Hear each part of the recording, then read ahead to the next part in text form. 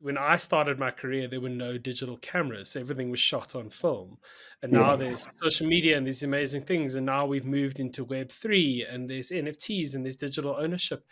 And it feels like everything has changed, but still at the same time, I think it's all basically the same thing. It's still stories that people connect to, and emotions that so many people share that are actually at the core of the work that we do.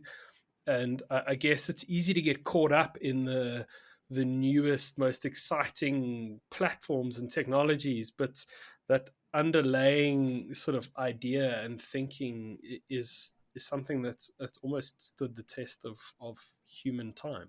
But technology is only as useful as the meaning and reason you use it. So you can have all the technology in the world, but if you can't get the thing you want, or it isn't doing what you need, and it isn't connecting you or sharing something or making your life helpful or better in some way, then it's pointless. So if you're a professional creative or a commercial artist, in the way I see things, our job is to use those technologies to film them with meaning and value and usefulness and craft and design.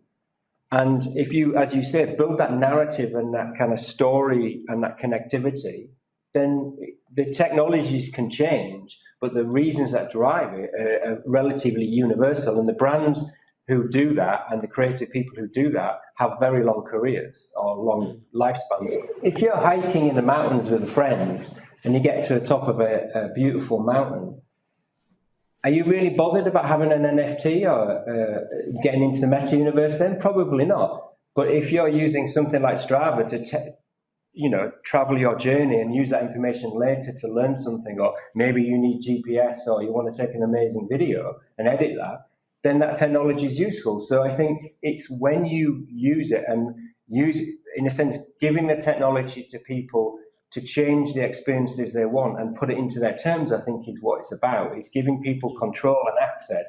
And then sometimes you'll be very insular and recessive, other times more expressive and connected. And, the job of communicators like us is to create the systems that allow that to happen. And you said that your job is to connect people to things that they want. Can you talk a little bit about that statement and what it means to you? And we build strategies that define where the business is going.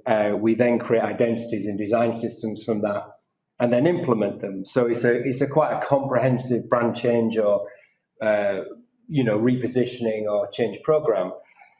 But we're very audience centric. So on any given day, hundreds of millions of people interact with this design systems we create. And we sit in the design and communication industry. And we've always believed that our job is through digital experiences, design systems, products, and the real world applications of that is to help people get to what they want faster. That might be streaming a television program. It might be connecting to a football club they love. It might be listening to a piece of music or downloading some software. But that responsibility is the thing that intrigues us, because if you can make those moments more delightful, more meaningful, more useful, in most instances, that's what people understand the brand to be, rather than its logo or something else.